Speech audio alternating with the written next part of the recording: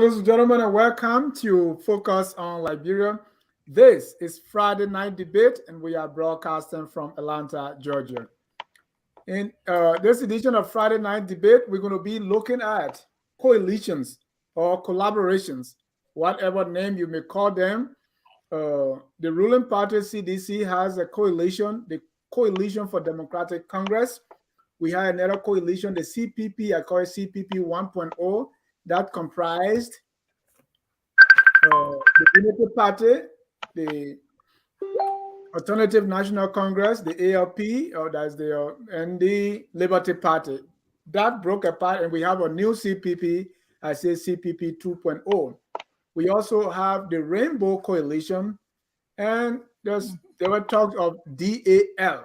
So all these coalitions, we're going to compare them, we're going to look at them. So our topic tonight is CDC coalition, opposition coalitions / collaborations compared for 2023 elections. This is Friday Night Debate. I'm happy to welcome G-Talk. G-Talk, welcome to the show. Glendy, how are you? Hello, Dennis. Thank you. Thank you. Hello, everybody. Good. I want to welcome also another independent, Wele A. member to Friday Night Debate. Welcome, Wele. Thank you, Dennis, and thank you, everybody. We want to welcome the host of Honor the Calabar House. That's Prince Sharif. He's a member of the CDC, that's the ruling party. And he also a Weabarian. Prince, welcome to the show. Thank you very much for giving me the opportunity to be on here. And let me say hi to these distinguished general of our, time, of our dispensation, especially seeing, female involved into the body politics of Liberia. I think it's a privilege. And I want to use this time to actually extend my thanks and appreciation to the feminine in chief, His Excellency President Dr. George Manawia, that, have opened the lifeline that our mothers, our sisters can also come on the platform and be able to share their views relative to what is happening in Liberia. So I'm privileged to share this platform with some of the finest species of our time and of this generation. That is our two lovely mothers and sisters. Thank you. Thank you, Prince. And I want to welcome our viewers to Friday Night Debate.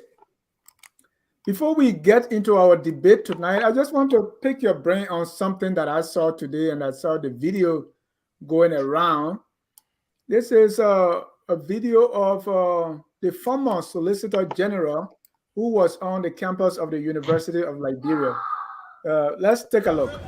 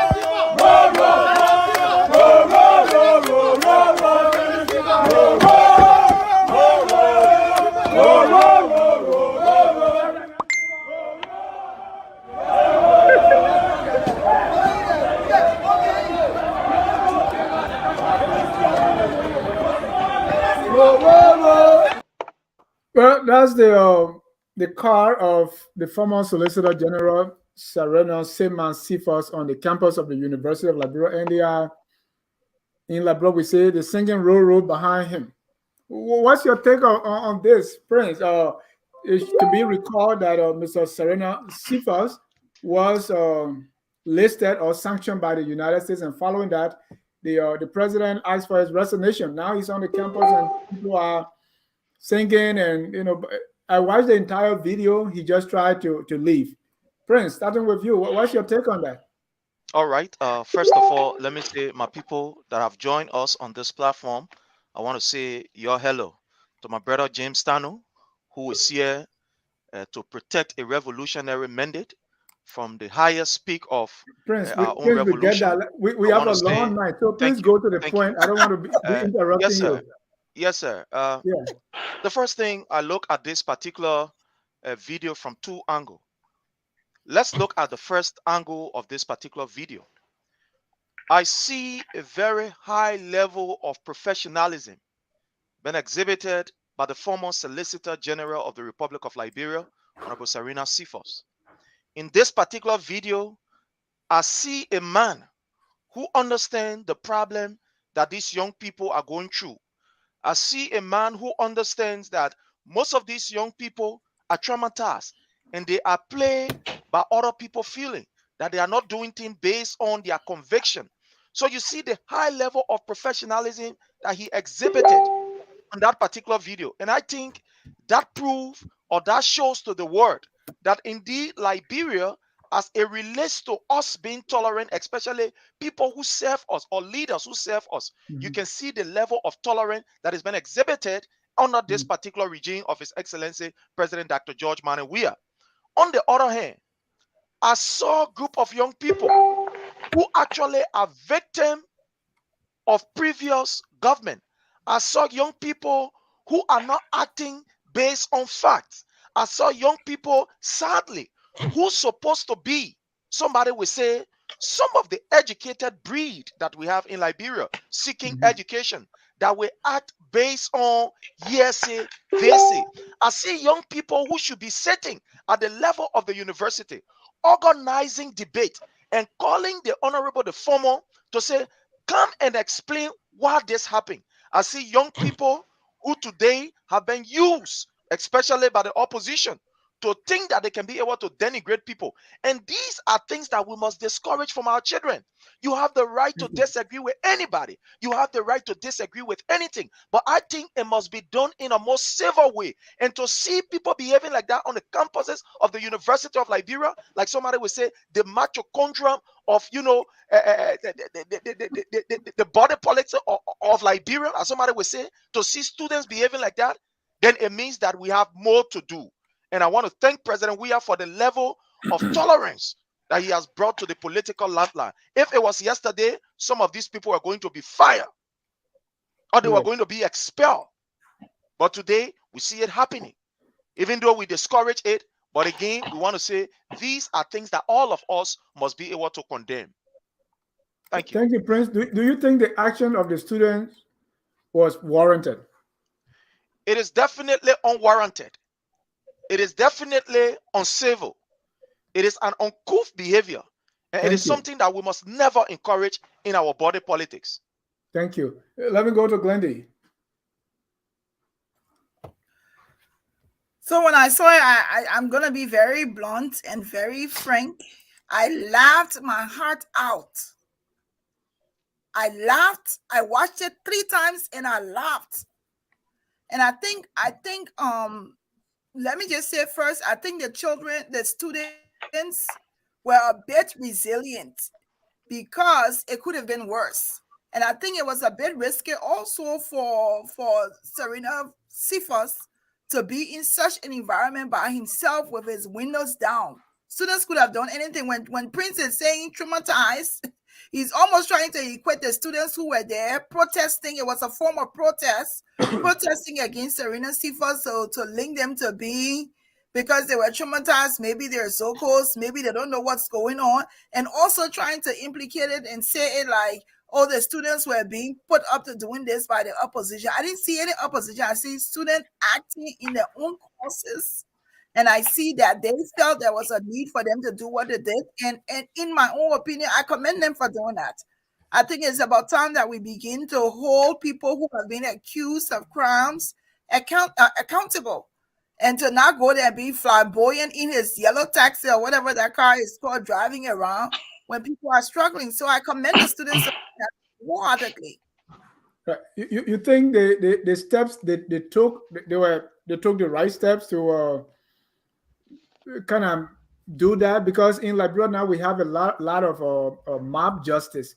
So when group of students gather around your car to sing roll roll roll roll, do you think that's the right procedure? I don't think it was right.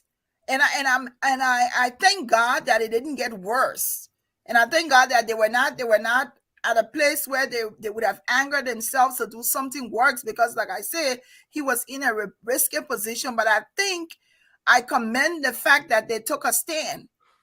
They in their opinion, maybe it was, you're not going to come here and drive around, act like everything is okay. No, everything is okay, and you're not going to be free to move around here on LU campus. The fact they took a stand, for me, well, I look at it as a form of protest, and so they protested against him today. So it may have been the wrong approach, but they did something today that claimed everybody's attention.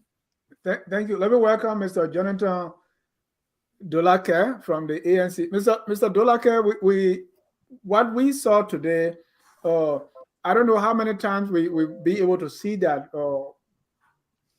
Mr. Fremont Serena's Cephas was indicted by US. When are we going to see more of our students and other people booing our locally indicted or alleged criminals? Thank you for the invitation again, and thanks to all of you on the platform, to the two ladies and my brother Prince. But I'd like to say quickly that we are, instead of us stopping it, we are trying to reinforce it. We hope that we will get on the ground to re-energize the young people, some of whom are drinking.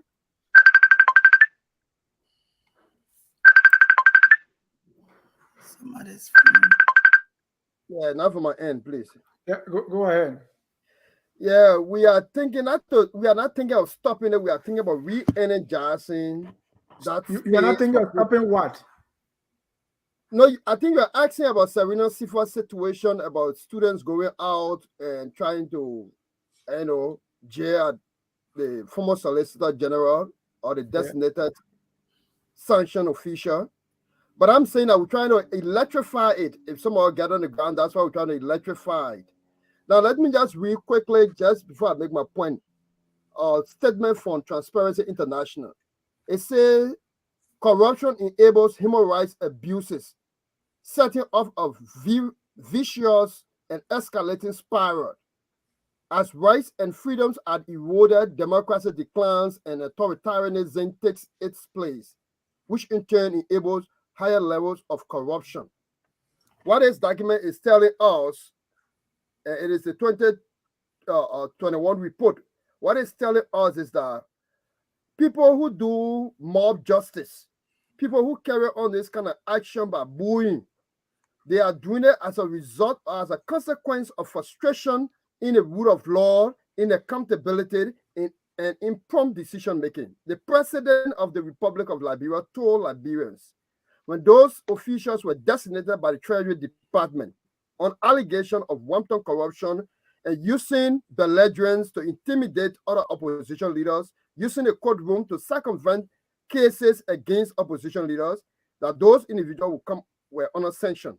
The president promised us that there will be a committee to investigate those who were sanctioned and designated by the Treasury Department.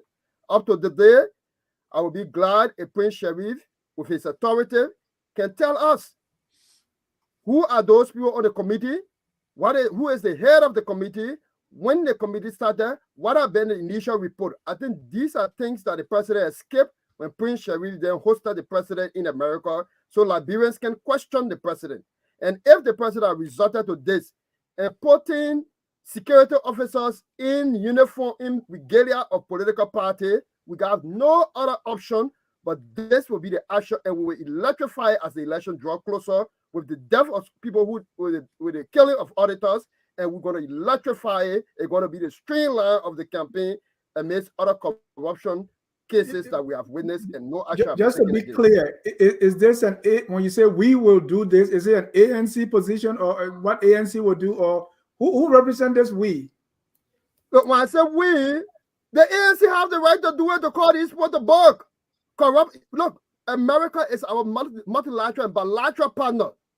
President, we have spoke on the state of the nation and said that he will make sure and I just maintain want to that. understand the we. Who make up this we you're talking about? So it is not the ANC position as a political party, but as an actor in the ANC, and knowing how I can move about. When I get on ground, we're going to mobilize the University Library student, the SUP, the student unification part, student with active purpose on AME University and several university campus. We are now not going to be booing in our campuses. We're going to be disgracing them a public area and function. That's what we're going to do. And why students? Why not? That should be done more like partisan of the ANC or adults, right? Students are on the school campuses to learn. So why will you be targeting students to be doing that? All the students in the microcosm of learning in our institution are mature people. Okay. They are well grounded. So we're going to use the students because the corruption affects the students. That's why University Library can be leaking. And instead of the public works minister going to look at it, finance minister go there with presidential affairs. This thing is creating hiccups for look, corruption steals away people health care. It steals away people education. It steals away good life. It steals away a lot of things. And so if President Weah is witnessing these things and he's an accomplice to it without taking any action whatsoever, we have no other thing to do until to shame those individuals who have been designated by the Treasury Department, who we have refused deliberately to request of those international partners to give him the findings so that he can use it to investigate and subsequently prosecute those individuals. Therefore, he's an accomplice to this process, and we will hold him and his leadership accountable. At every given time, this will be the action. Thank you. Mrs. Moba, let's look at other people that did other crimes. Like we're talking about war crimes code. We're talking about other things. Why not the same action against them or similar? And also, is this not very close to mob justice?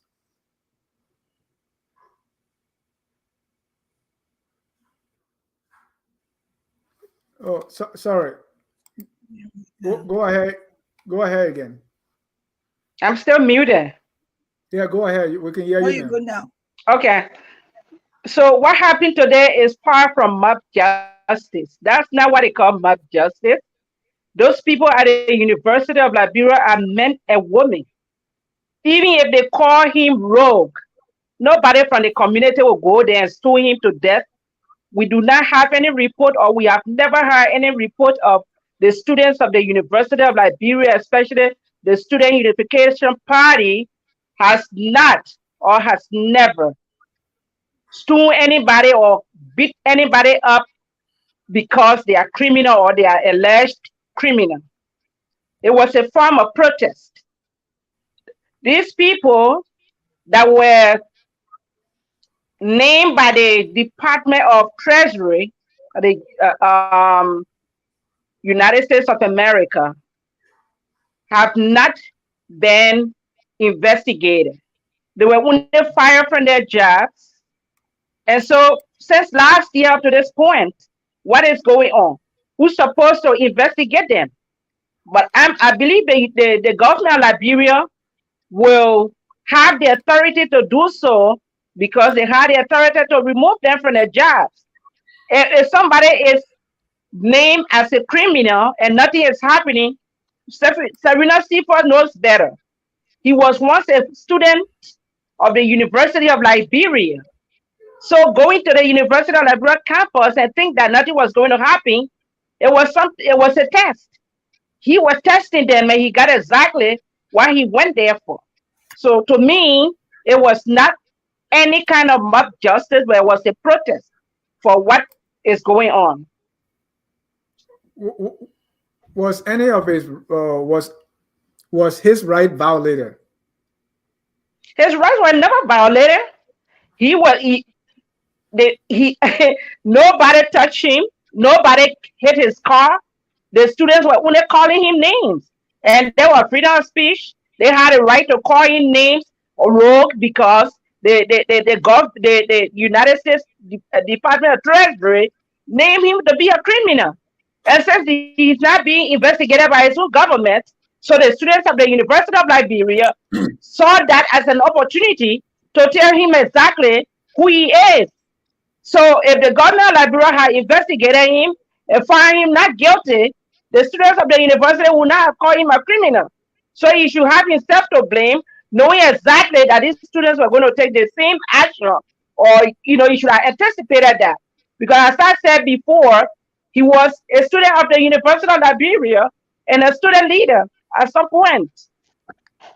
Thank you. Mr. Dolake, wouldn't like the opposition bloc has some members in the House and also in the Senate?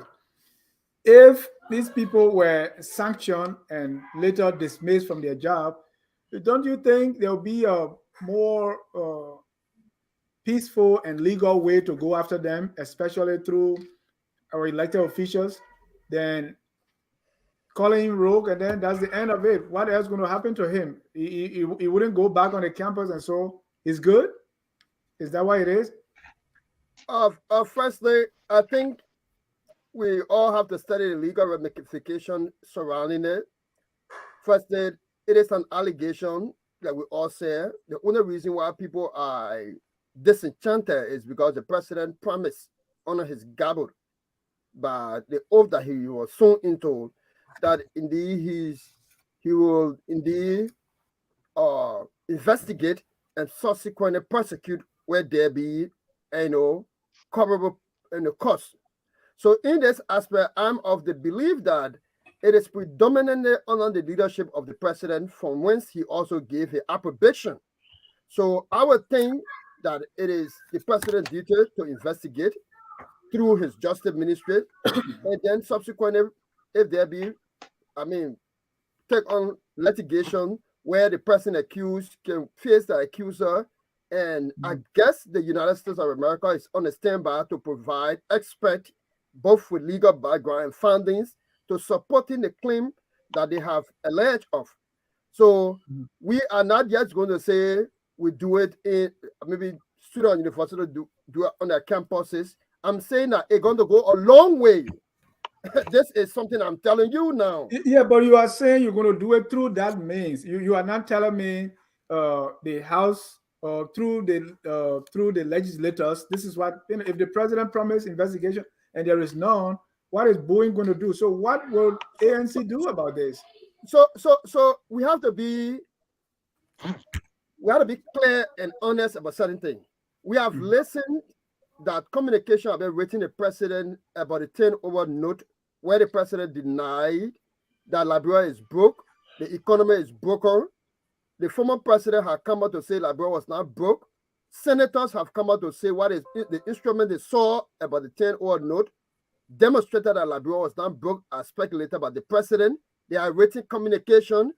The president pro tem refused to put the communication on the floor. So I know what else would be expected. Where the president has promised all of us that he will investigate, he are not investigated. To what extent it will appear on the floor with any of our lawmakers to put it on the floor, like Senator Johnson did with the 10-over note, which is a public instrument.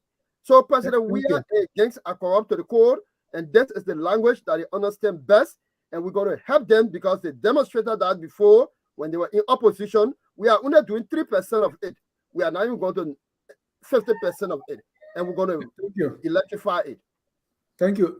Mr. Sharif, time and time again, the LACC, for instance, have indicted people, and those people are going freely about their businesses, right? There are a lot of people who were being deemed or corrupt, but nothing is being done to take them to court or to punish them for what they have done. So people, don't you realize that the people are frustrated about this, that they are alleged criminals in our midst and they are still on their job, they are still going about their life freely. So what options the students have than to just boo? Can you see things from their perspective that indeed, if where they have not been heard, they have exhausted all means? Is that what that's what they're going to resort to, right? You understand that?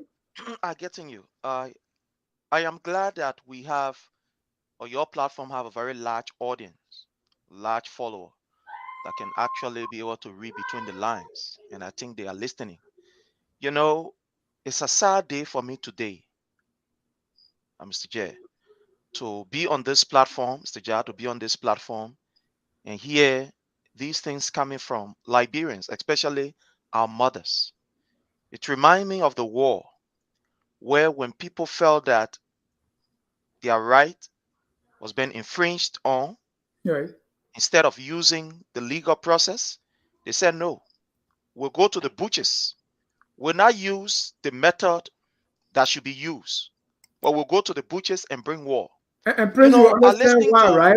If you go through that method and nothing is happening, right? I'm They, coming, they sir. say There is war is an extension of absolutely, politics. there is now this is just to tell you the kind of Liberia that the opposition wants. Because if my brother Dolake will sit on this platform and say to us or say to the audience that he will not discourage such a behavior, that in fact they will reinforce it, and even saying the ANC will be able to help to even do worse than that, then this should send a signal to every one of us. If we will sit here and hear our own sister, our own mother, G-Talk telling us that, in fact, the students exhibited, a very good behavior, instead of condemning an act of hooliganism, an act of violence, then, I'm out of work. If I will sit here to listening to my own mother, Madam Moba, to tell us that, in fact, the students didn't do anything wrong, then again, I am confused, because you played this video and we saw that his car was being knocked upon by the students. And under no condition and no circumstances should anybody freedom of movement be restrained by any other person. But again, this is what we saw with our brother Zolizo. When Zolizo went on the campus, I listened to our mother saying, the student did not spoil anything. Let me just give her a long list of some of the things that these students that have been controlled by Mr. Alexander Cummings and the ANC, what they've done.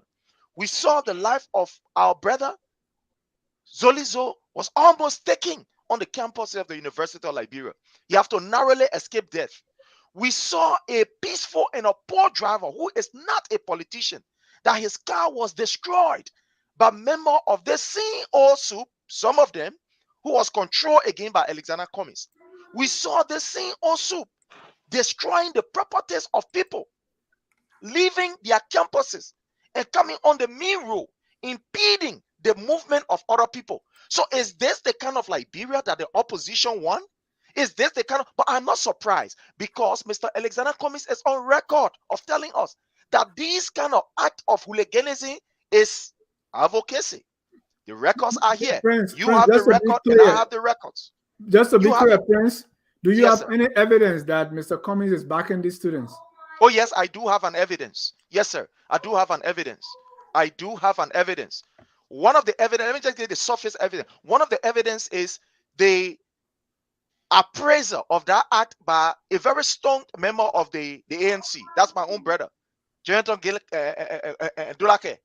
He just admitted it here on this platform that the ANC is encouraging such a behavior. In fact, they will even join the student. So I don't know which one of the evidence again you need. Another evidence again I'm about to give you is the evidence of Mr. Alexander Cummings saying that act like this, act of violence, is encouraged, and in fact is according to him advocacy. We saw that in Granger. There have not been a single day. Another example, there have not been a single day that Mr. Alexander Cummings, as claimed by him and a corporate guru from the United States of America, he has never one day come up to discourage the act of violence in our country or in our Mr. society. Sherry, one more before I So, go to so G these are Talk. all. I'm coming. So these Yeah, are yeah, all I got your evidence. evidence. I Yes, got sir. your evidence. Let one more. What do you think should be done to those sanctioned officials, Serena Cephas, Nathaniel McGill, and Bill Twelve? What the president promised investigation, it has not been done. They are moving freely and going by their normal businesses. What course of action should be done against them that you suggest by the government? The first thing is that I want to thank the president and the government of Liberia for the fact that those who are accused, Hmm. they are, excused from the government. I think that is the first process, that those accused, will language their position so that investigation can commence. So for one to say nothing is happening, the question would be, are these people still occupying their position? No, I'm talking about justice. Yeah, I'm coming, sir. I'm talking about That is going part to of the. court. Oh, no, justice is a process, sir. You must understand that. That So justice is a what do you process. think should be Justice. done? So I think the first thing that was done was these people will language their post. The second thing is the president made it very clear that there's going to be a committee that's going to be set up. And I can tell you this for sure, that these things, I understand that people want quick results, but these things are all processes involved. Has the Because committee remember, been set up? as far as I'm concerned, this is a process. And remember that when these issues are taken to court, it's very expensive, it's cost intensive. And there's the reason why you see the previous government have been losing cases, because we are not just going to jump into these things because somebody say, let's jump into it. So what the government is going to do is to make sure that all of the facts is going to work with our international partner, is going to work with those who have accused this individual, going to work with the government of the United States or those individual or whatever, to be able to gather the evidence, the Thank you, hardcore Prince. evidence, so that I'm coming, sir, to lay on it, so that those accused can have their day in court. In the absence of doing that, you can't just run to court, because if you run there, you have to deal with evidence. And remember that on the scene, Manisky sanction, there are other people that have been placed on this sanction, and they came up without any, how you call, blemish on them. The records are there. There are people in other countries who have been placed on this sanction after a while. Their name was out from there, and the ambassador made it very clear that this is just a process to be able to discourage the issue of corruption. So Thank it you. is a process, and Thank you. at the appropriate time, it will all unfold to a logical conclusion. Thank you, Glendy. Nothing has happened. Nothing will happen. President Weah will do absolutely nothing. That's just it. And I think, I like to correct what Prince said. I am not advocating for violence. What I said today was it was very risky for Serena Cephas to have been where he was. Number two, and at least I can say that the students they exhibited some form of restraint, that whatever happened today could have been worse. Number three, I said it was a form of protest. But let's talk about this thing. These people were accused, they were sanctioned, nothing has happened. They're moving around freely. They're also working with the president government. Even though they may not be in this position, everywhere you see the president, even at the rally, you saw McGill there, you saw other people there. I don't want to mispronounce his name. He was there. Absolutely nothing has happened. You have a whole justice ministry here. You want to tell me that by now they could not have set up a committee to say, okay, for whatever it is worth, let's start looking into this? They've done nothing. So it's almost like things are happening and it's just being shown in people's faces and nothing is happening. There will be nothing done. Absolutely nothing. And this is just the pattern for the Weah government. And if those people probably were not pushed to resign, they will still be holding their positions today. Because there are people in the government that they've accused of stealing. They've accused of corruption. They continue to hold their positions. You can just look at the NEC boss. The NEC boss with her indictment, other people that have had issues, and nothing has happened to them. This is the trend of the Weah government. No one gets punished for whatever wrong they do. That's just it. Thank you. Jonathan, Dennis, can I come in? Yeah, 1 minute, and then we go ahead. Well, 1 minute, and then we go to then Jonathan, and then we go to our topic of the day. Okay. All right. First of all, I am against any form of violence. No. But I think it is the right of individuals that are powerless to protest any way they think fit. Protest can be a form of bullying. That's the way of calling attention to the authority that's supposed to punish people or investigate cases. So as a mother, I got children. I don't support violence, but I got my mouth to protect myself and to protest. So I think the protest at the University of Liberia was not anything that had to do with mob justice. University of Liberia has the authority, and the UL authority will not be there for anybody to carry on any kind of mob justice. But they have all right to protest. And Serena Cephas, being a former student of the University of Liberia, expected what happened today. So I don't think he was surprised because that has been in mob. So anybody who is charged with corruption or any kind of behavior, whether it's formal war law, you go to the university campus, the students will always protest. And some of the protests as we saw today is not different from what has been happening. Thank you. Jonathan, your 1 minute. Let's conclude. So firstly, let me say Prince Sherry is struggling after almost 6 to 8 months to tell us about a committee that has been put into place. That in itself is an approbation of sweeping corruption underneath the rug. And we know the reason why. This government chose to run with Alexander Cummings' prosecution as a government by some Liberians. But this government is resisting and playing nonchalant with a treasury department that can give you vast knowledge and expect that can even make it to build a better relationship if you are to write the treasury department. So my question to Prince Sherry, which is rhetorical, is that have the government communicated to the treasury department to help out with the funding so that they can institute the investigation that the president announced a committee for? I think no. When he speak about the issue of Grand Gila County, I think it is shameful and it is bemoaning for Prince Sherry to try to speak about Grand Gila situation where Kai Fale started carrying on gangster raising against Mr. Cummings and Yaka Koluba to the extent that the armed forces have to rescue them. That is a shame situation. So by now, Mr. Sherry should be telling us the investigation from that committee of the harassment of Mr. Cummings. Now, in this, what Mr. Cummings did, what Yaka Koluba did, we don't have the funding. In this particular case, people have been designated for doing wrong in the country against the ordinary interests of Liberians by our international partners. What is wrong therein? To tell these people that go to this committee, investigate them, those who are found culpable, send them for proper litigation.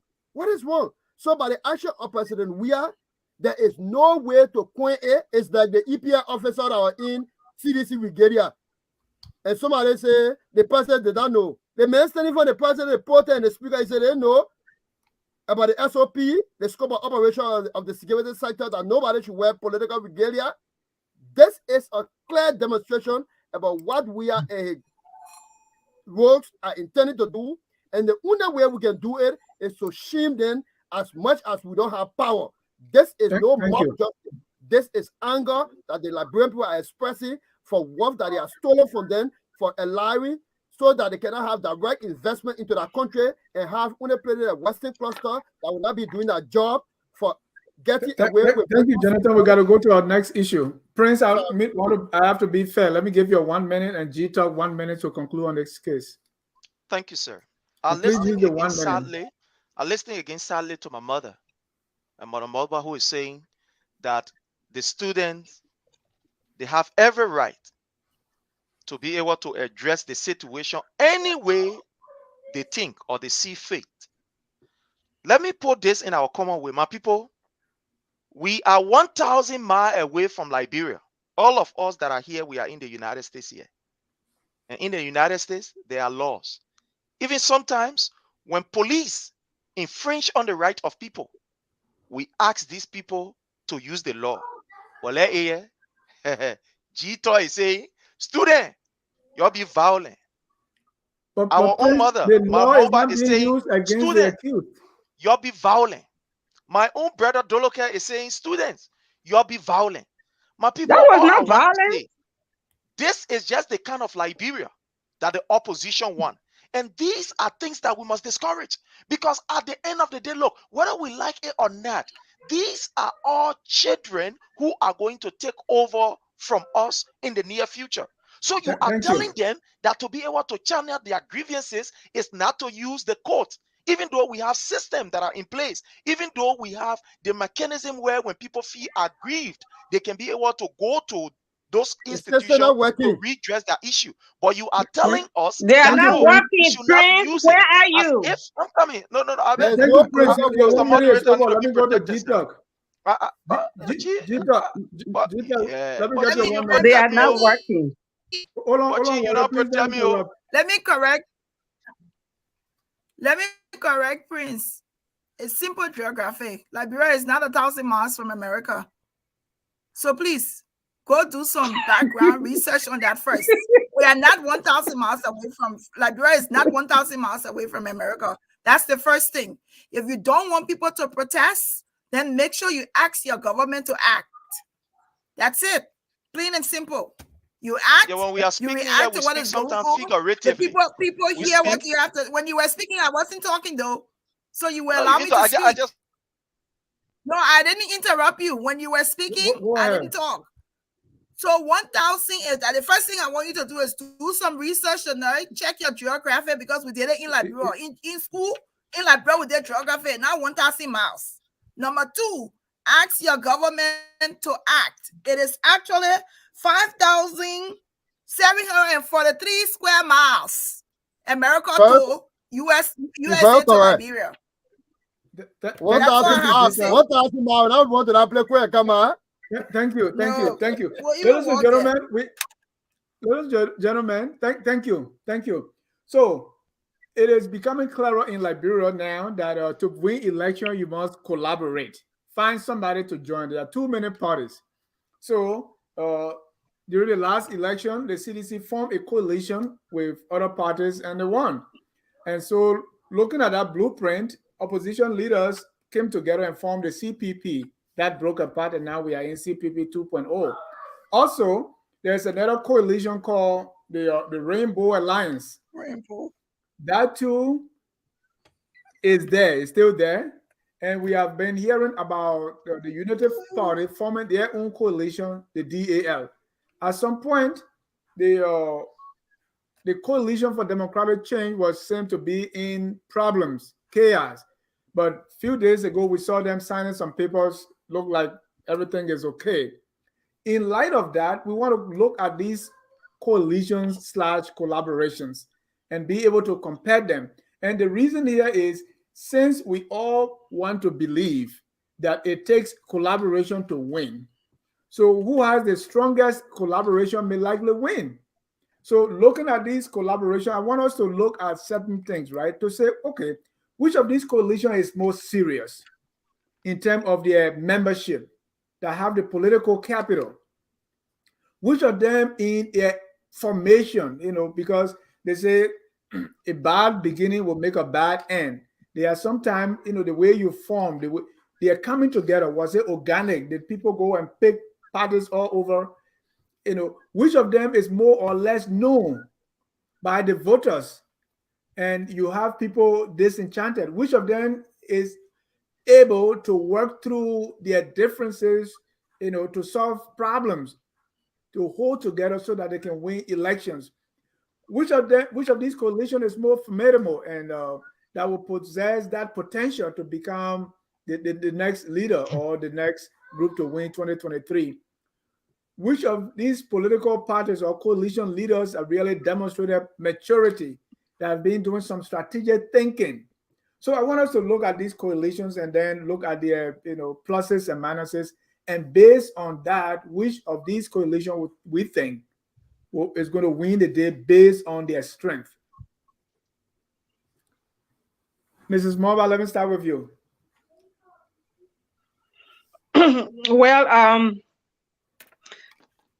I think when you look carefully, the CDC slash MPP has a base. When you talk about the numbers, they have numbers.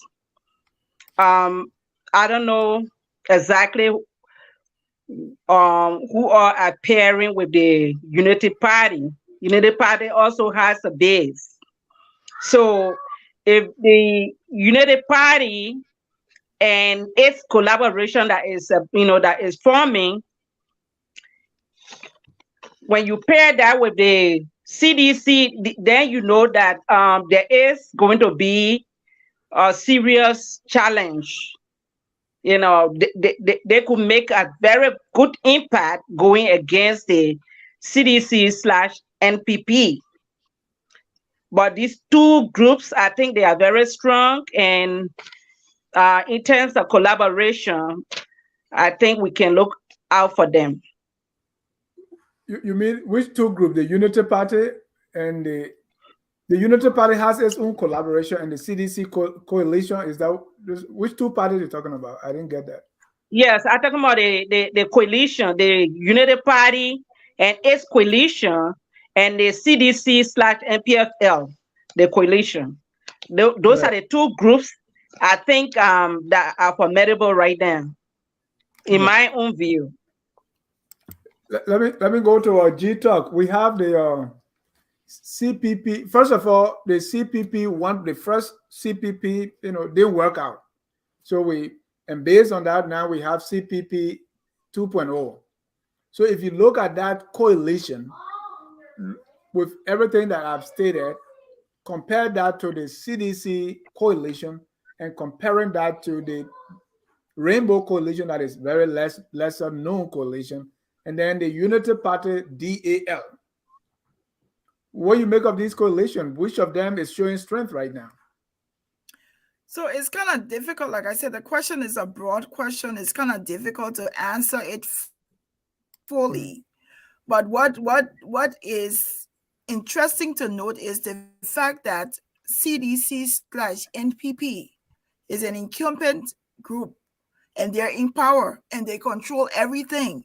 It is important that the opposition comes together, that they come together as one coalition. There's Rainbow, Sunshine, all these other coalitions.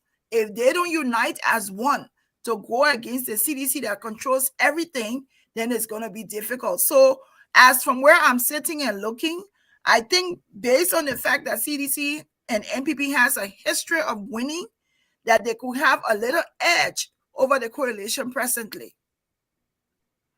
Right. And what is Tyler Party is also part of that coalition. Yes. So they are three. So, but do you believe that it takes a coalition to win? And so if you don't have coalition, you're probably going to lose? I think for Liberia, and from what we've seen, there has to be a coalition for them to win the elections. No single party is going to be able to win. Do you think the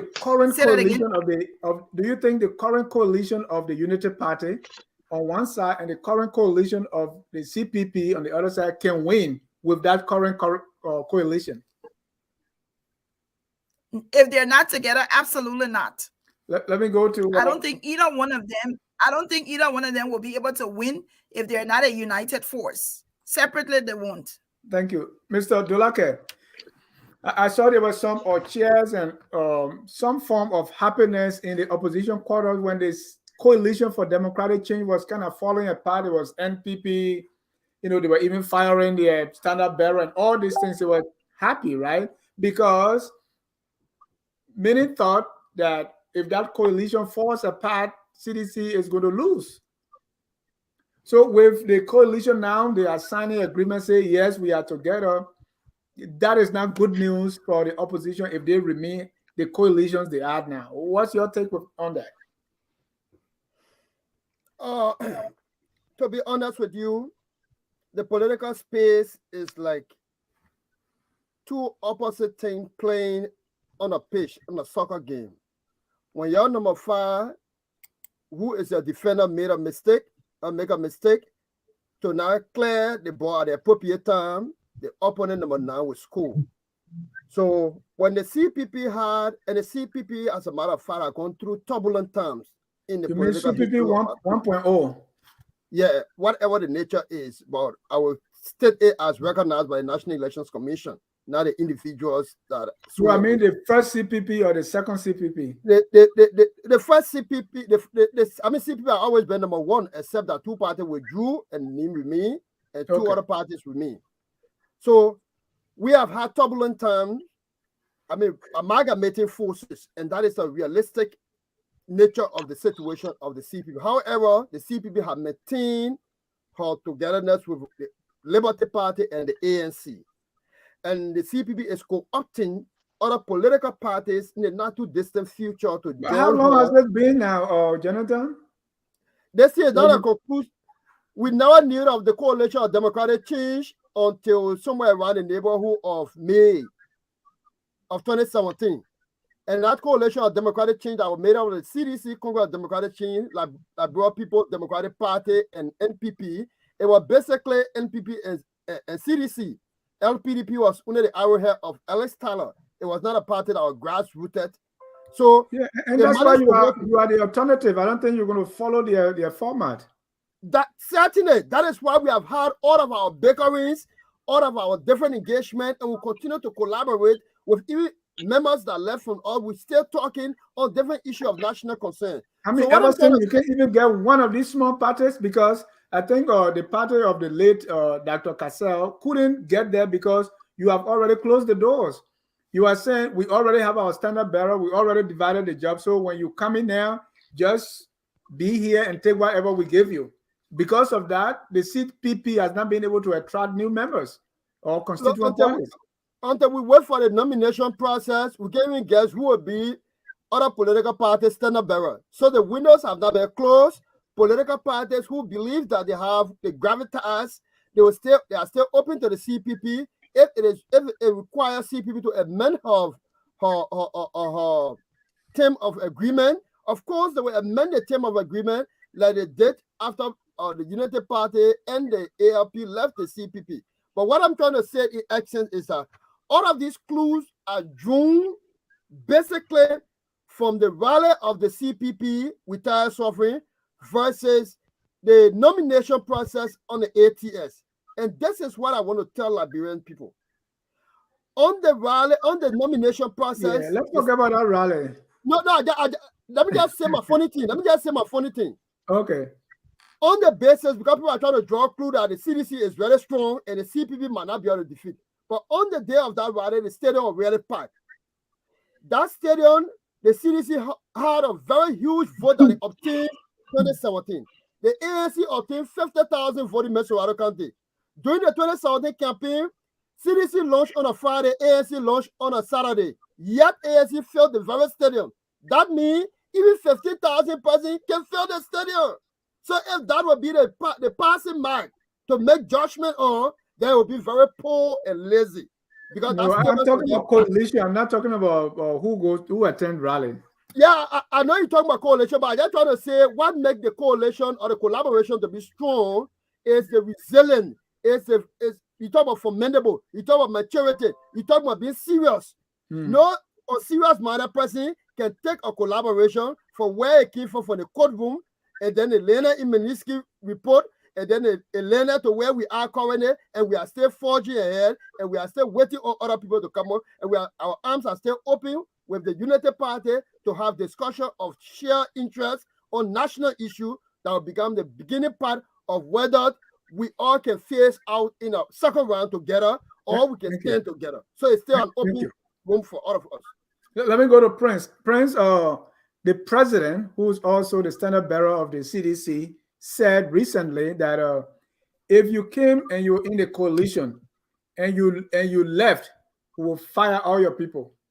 So the president is now using strong arms to keep people in his coalition.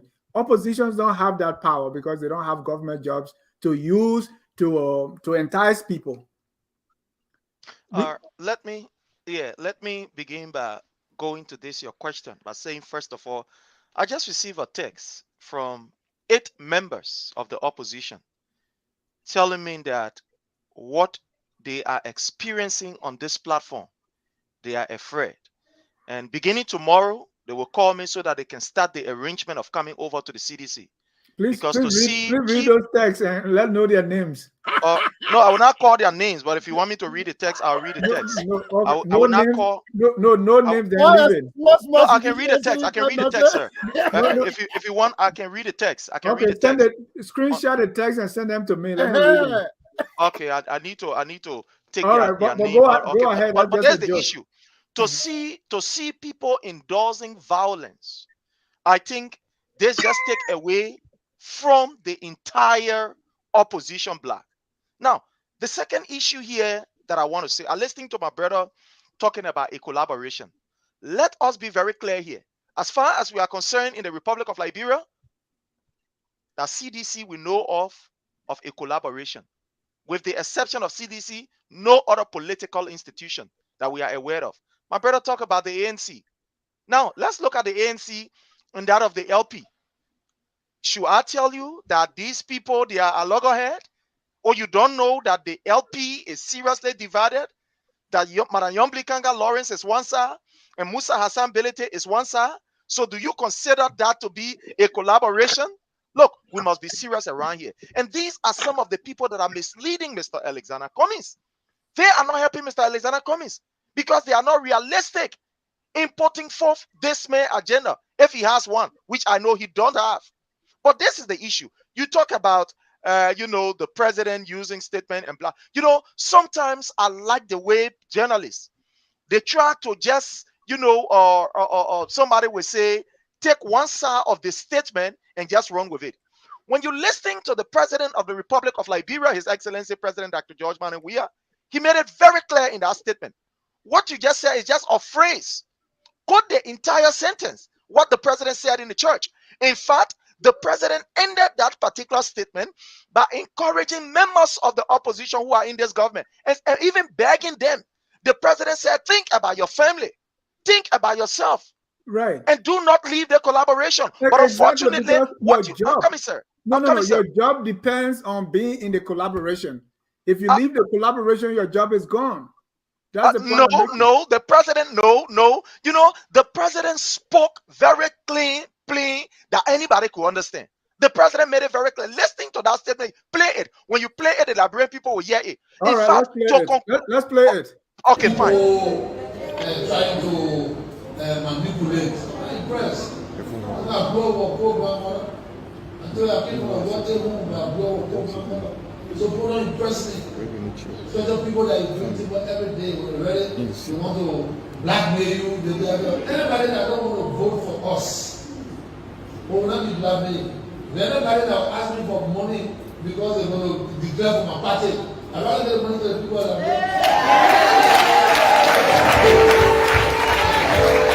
when you can speak to them on the table now, they're going on air, you ever let somebody want to kill somebody? Yes, sir. But you forgot to know that those that you killed already, the people that maybe they're going to kill, they're not going to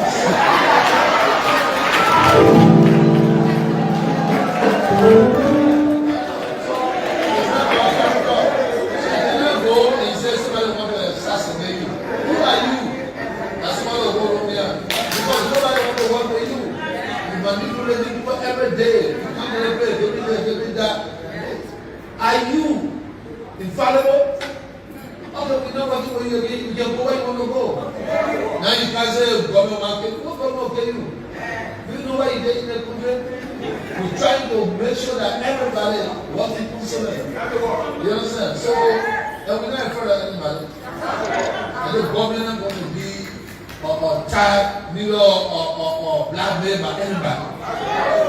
You don't want to work with us? You want to see that. You got other people. But you forgot to know that the people, you need coalition. And that coalition brought everybody on board. Yeah. If you the leader of the coalition, you leave it. You got to live with all your people. Yeah. Those are in the job because we'll move them and put people that come in.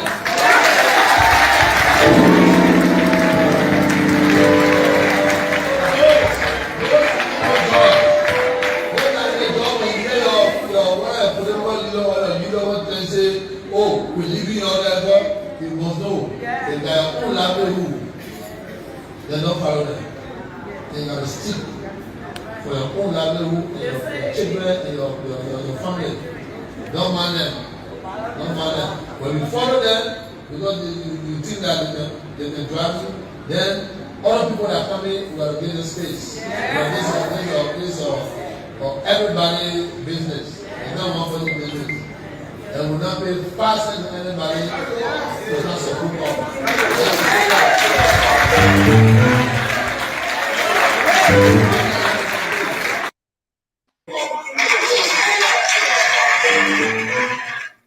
Go ahead, Prince, continue. Thank you very much. You know, Mr. J, I like the way you played the tape to its logical conclusion.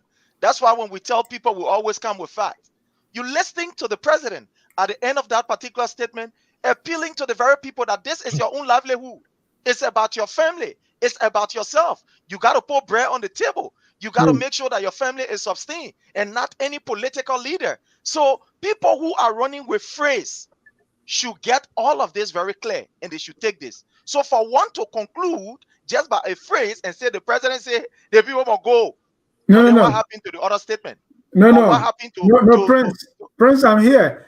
The president is saying your job depends on remaining in the coalition. If you leave, your job is gone. You will give the job to the new people that come in. Right? Yeah, what the president conclude with is that appealing to every Liberian that are working in this government, that you have to think about your family. You have to think about because yourself. When you leave, your family mom will drag. And let's work together. Work together. So for one to say, the president say, you know, go, you must be able to tell the people of Liberia. The president is saying, be in the coalition, because if you leave, you got no job. Your family will suffer.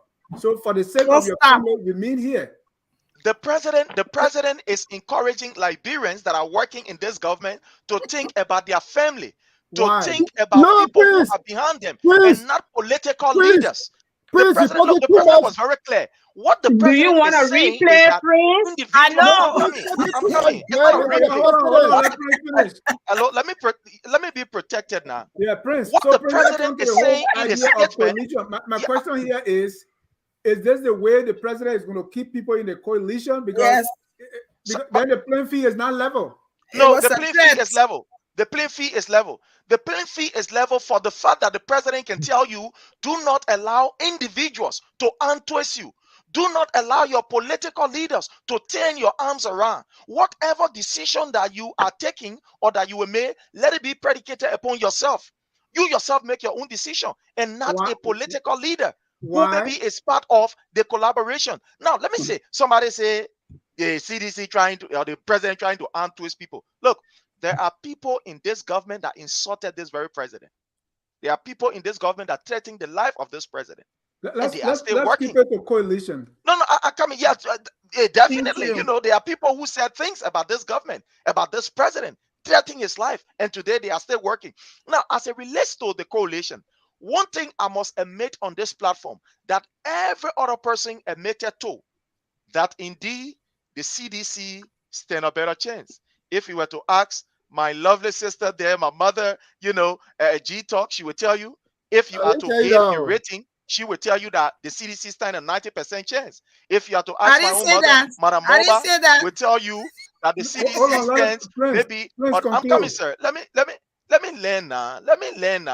She will tell you that maybe the CDC stands a 95% chance. If you are to ask my own brother, you know, Dolake, he will tell you that the CDC stands an 85% chance.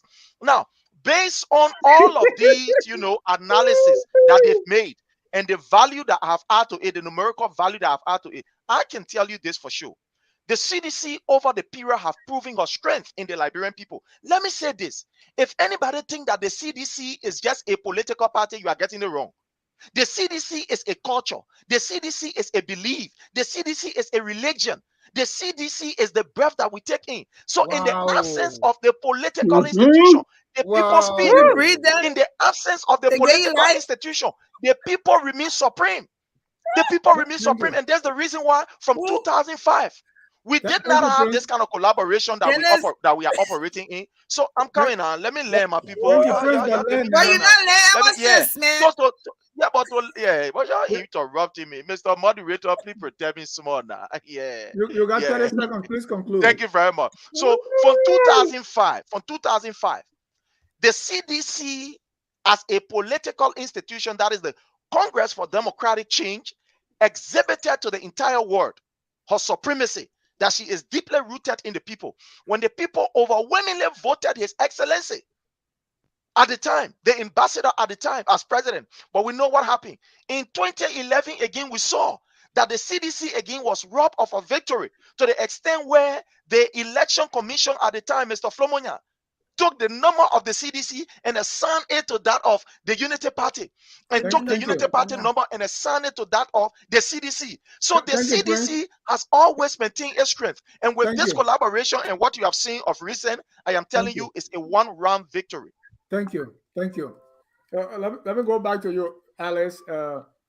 What we are saying in this collaboration is, first of all, the formation, how they come together. Is it organic? Is it, and then they're all bounded by framework document.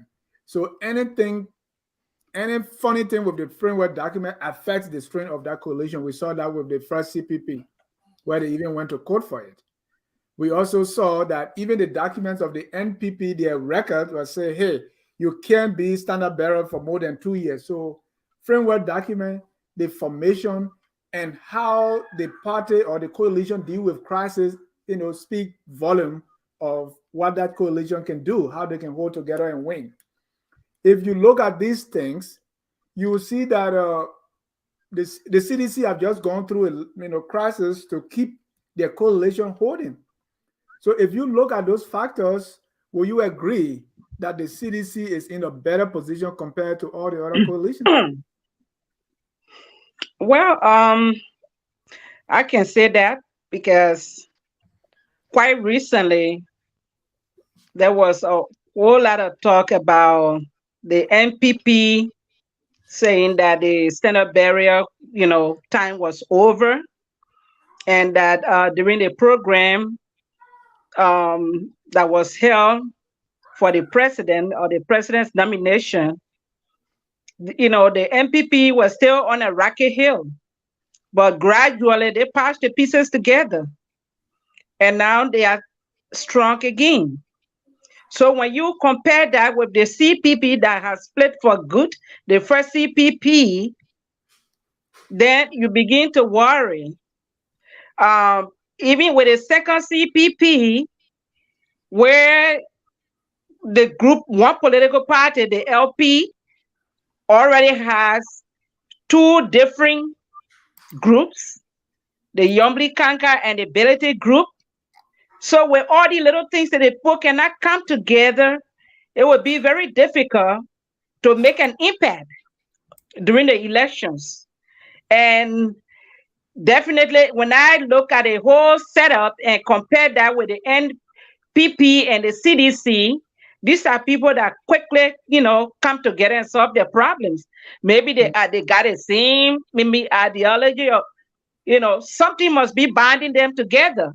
So if the opposition is the not power of the careful, incumbent. The power of the say that incumbent, again, right? the power of the incumbent. Well, Right. you could say that, but again, these are people from the onset, even the followers, the common people.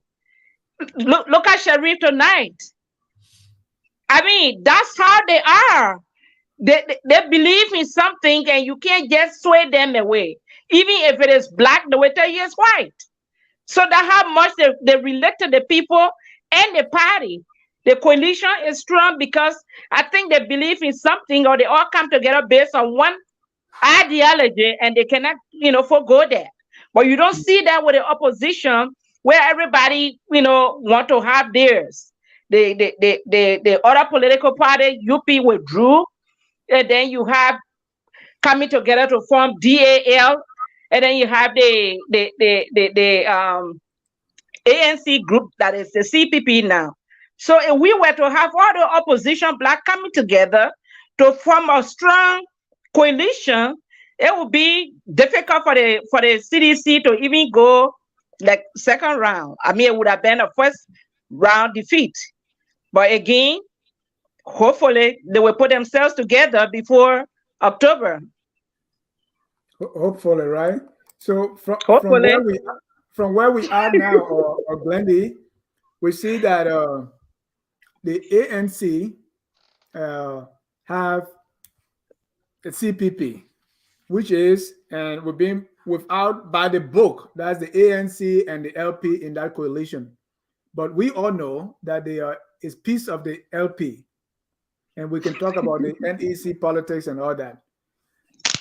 As of today, the ANC has not been able to get any of the little parties because they have drawn out everything, and that was the issue that the Cassell party had with them. That everything is drawn. Also, I mean, where do I fit in?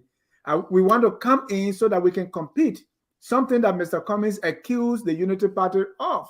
That hey, let's compete. But now they have closed the door on all other parties.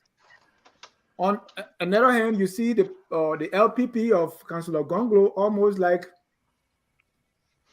walking alone. So isn't it very clear now? And it's also clear that the Unity Party and the ANC may not come together, because the groups that behind these two political leaders, I mean, from what we see on the internet, is just bad. It's too late to throw in the towel, but what's the hope of this coalition being any stronger than what they are now? I think we need to give it. I'm not hopeless. I think there's still some time for them to come together, and I think they need to continue to focus on the fact that this is about Liberia, and this is about giving Liberia a hope. So I don't think we're at the end of the road. I think at some point in time, come together, you mean Unity Party and ANC? Yes, I'm hoping that. But why can't they build their individual coalitions? There are still other political parties. Well, which is true. They could also do that. But equally so, when you hear most of the people saying that when I think they're stronger together, because you can also hear people talking about Ambassador Boyka and him having a stronghold. So I think it would be beneficial if the three coalitions, the LP by itself, the LP ANC, and the UP, I think if they come together, they will be able to make a formidable candidate to go against George Weah. I think they should do that. I mean, why they are not doing that, Glendy? What do you think they have not been able to accomplish that since the CPP was formed? I mean, you can get Unity Party. The thing about it is, I think at some point in time, everybody the focus needs to be on Liberia, and not that I can do it alone. I think they need to focus on TEAM together. We achieve much. And because it is so important for George Weah to be out of office, they need to focus on that and being able to bring some relief to the Liberian people.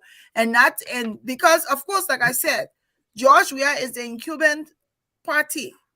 They're in the government. They have a lot of things on their side. You have to be able to be strong to be able to keep them out of office. But it's something that they will have to do. Then each of them doing it separately is not going to help.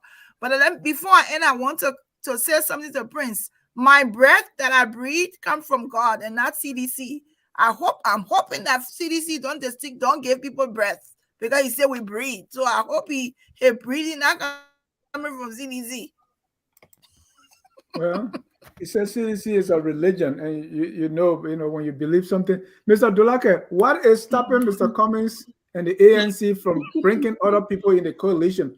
Because, and the reason I ask that is, Mr. Cummings had the same issues with Mr. Boyka in the CPP 1.0. He said, well, let's do this, let's compete. But now Mr. Cummings has been declared already the standard bearer of the ANC. Other political parties coming in said all these things should be on the table so that they compete. And when I said the ANC or the CPP 2.0 closed the door, that's what I meant. So why is it so difficult for Mr. Cummings and the CPP to bring in other smaller political parties if we really want to have a true sense of a coalition. 2 parties or 1.5 parties, that's not enough. You know that. Thank you. You know, when I listen to the 1.0 and 2 point this, sometimes it sounds funny to me. But Why? again, you accept it at The that level. CPP we have now is not like the CPP of yesterday. I come to define it. When Alex Tyler, Let us not use book knowledge. Let's use what is common sense I talk practical. about. Common Yeah, sense. because people will tell me, "Oh yeah, go to NEC and Belete and Yombly and all that." No, But we I'm know. not going to NEC this time around. I just give you a typical example. Okay, sir. When George Solo, chairman of the CDC, had issue with the CDC, and he was chairman, it did not get CDC 1.0.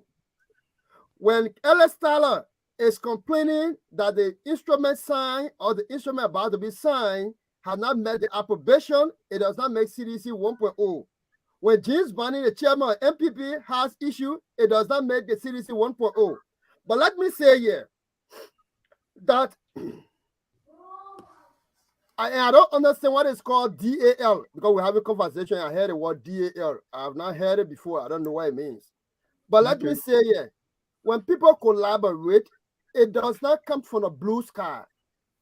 People begin first to collaborate on issues of importance. They collaborate on issues of national concern through the lawmakers, bringing ideas together. That's how we started the CPP of 4 parties. These things, when they start to germinate, then they gave more encouragement for people to mend fences and sign an instrument that will bind them together.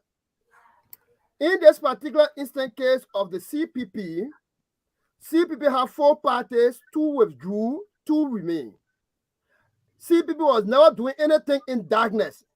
CPP were inviting everybody. If there were 4 parties in a room during the amendment of the CPP, the 2-party ANC and Liberty Party, they would have accommodated other party interests and would have gone into the processes that led to the first CPP and the consensus primary, consensus voter perception and primary. But in this instance, it is not it. It's the questioning United Party 2009. Why did they go into merger with Liberal Action Party and Liberal Unification Party? They went into merger because when you come into the process, then you amend the instrument. Since nobody has come, how do we amend it? So we're waiting for people to come, and then you have trade-off. That is what happened in politics. So just be patient a little bit. The nomination part. Let me throw in this. You want people to come in, but you stand into the door with gun. No, that's what I said. United Party had Madam Sali as president and Joseph Braga as vice president. When Liberal Action Party and Liberal Unification Party came, they said we enter the process here, but we don't have presidential ambition. So they had different trade-off. So when those parties come to us and they say they got presidential ambition, then we'll rewrite an instrument that will ban us to go through the regular processes like we did before. No, but there was I interviewed the late Dr. Cassell because those negotiations were going on between the PLP and the ANC.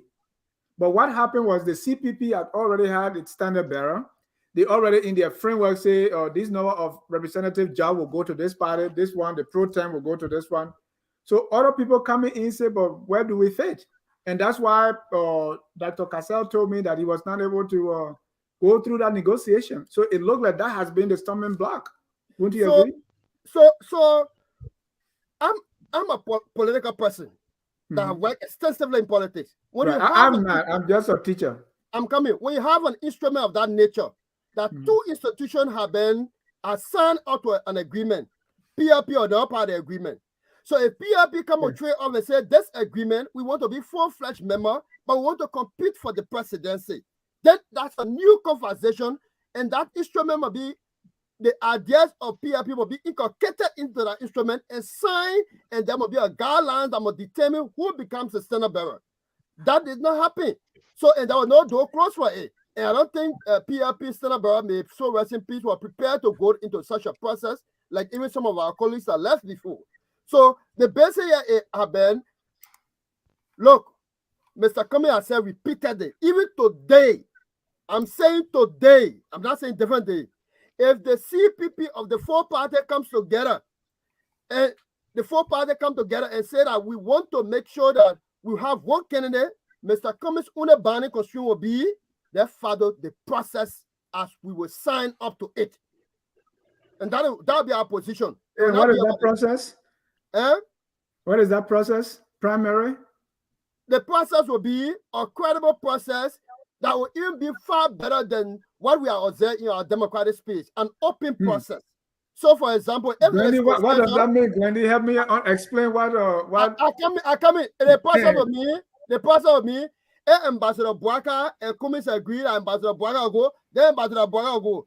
Ambassador Boaka and Cummings agreed, and Cummings will go, then Cummings will go. If that won't break down, they go into primary, which will be a fair process. Point of injection. Somebody told me they say only when Mr. Cummings see Mr. Boaka at the time he can be primary giant, but when he by himself, no primary. Point of injection. No. There must be an instrument guiding primary. So who are part of the instrument that are yearning for primary? Is it those who are not part of it, or those who are part of it?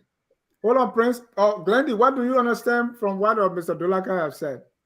I think Mr. Dulaka is acting like he's related to Prince. Because he's not giving out any process. I think what he's trying, and I can conclude that maybe it's gonna be Cummings is gonna say I'm standard bearer or I want to go, and Boaka is gonna go, and then whoever goes to the second round, then they'll unite. But I think they need to start from the first round. I think they need to unite from the first round and let the chip fall wherever it may. If it means that they gather their partisans together and so they do a vote, and the person with the highest number wins the candidacy, then they need to do that. But he's telling us there's a process, but there's no process that we're understanding. You can't name the process. I said consensus. The process there. Primary. Consensus. Primary. Those are the processes. We heard those two things in the CPP 1.0. It didn't work. So that process can't cheat nobody. That process can't cheat anybody. Right, but that's what happened in the old process, the old CPP, and it fell apart. So the time Robert was on top of the hill, he fought not reach to heaven. Now we're in the valley at the time before we'll get there. Hey, so which of the process will be best to use? Which process best to use? For the recommendation you want using that, Prince. You wanted to interject. Yes, sir. You see, as I'm listening to my brother Dulaka struggling, that's what I continue to say. It is unfortunate that if my brother will represent the ANC, I think those who are part of the ANC and listening to him, they have their hands on their head, like I'm receiving these texts. You hear the brother talking about the issue of justifying the 1.0 or however you call it. One thing I want him to understand, and people to understand here, George Solo was never an institution. He was an individual that was part of the CDC. And based on his behavior, he was kicked out. You listening also to Alex Tyler, Honorable Alex Tyler, on one of the stations here.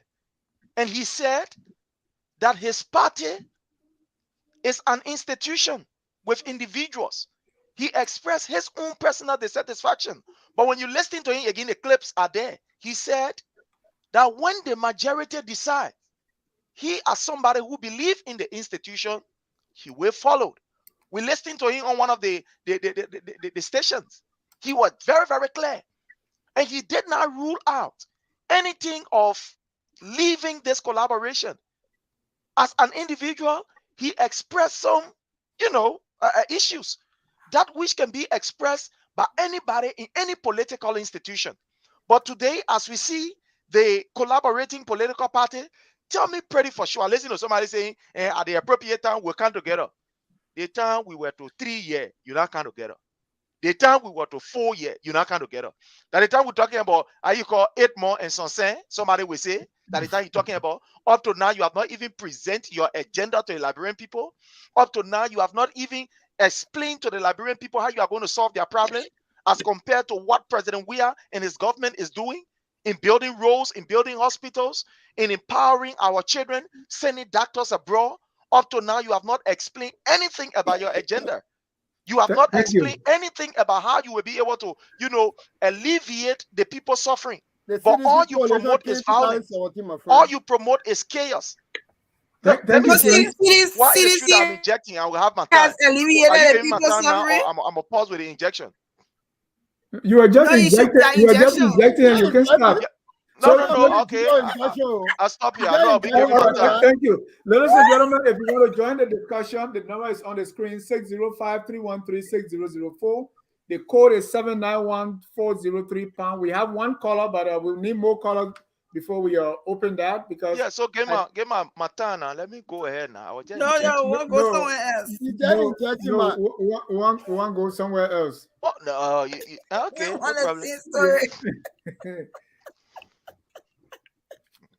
Alice, let's look at Councillor Tiawan Gonglo. I mean, we have not even heard that he's maybe trying to join somebody. It's like, okay, I came late, so let me just go. Now we heard of a new person who's running, an aspirant, or Dr. Monimba. And then I think yesterday there was another lady who also, Yep. running. Any coalition when it comes to, do you think Councillor Gonglo is looking in any direction, or you say, well, I'm going to go alone and win this? How realistic? Alice? Is she frozen? Glenda, you can go ahead while I set up the Well, call. Councillor Gonglo is a formidable candidate. He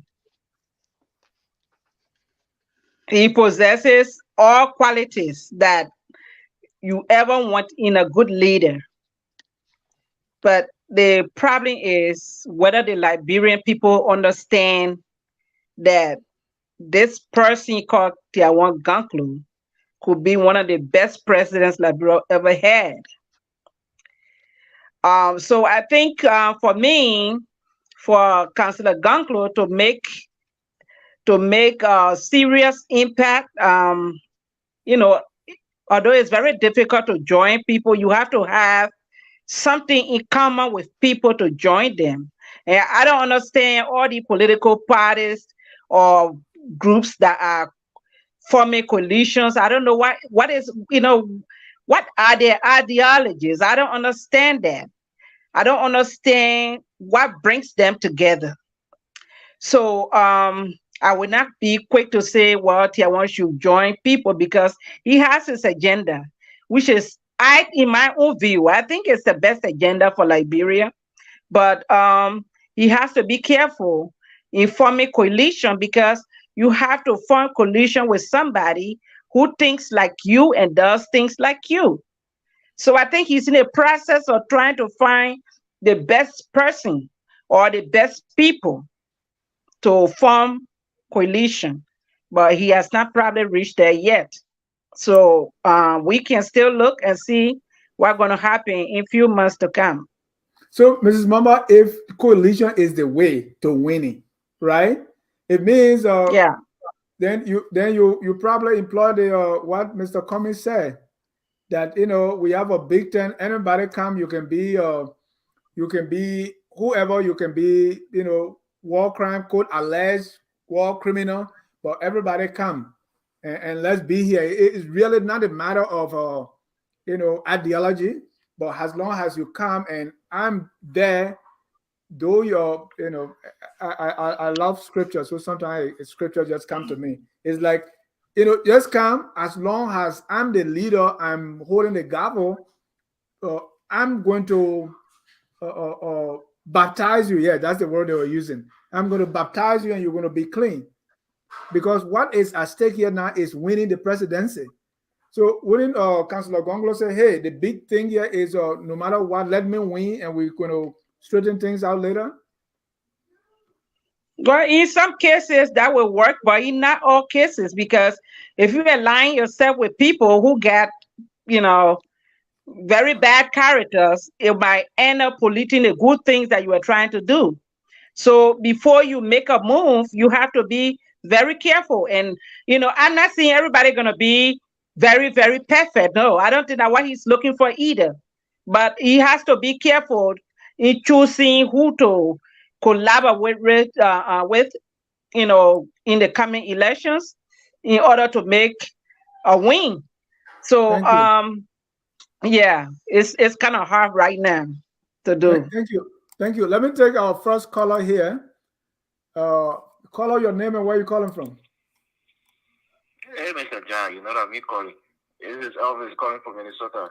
Mr. Morris, go ahead. You are live, sir. Yes, thank you for the show and hello to the panelists tonight. First of all, I just want to touch on this whole protest, quickly. Like Mr.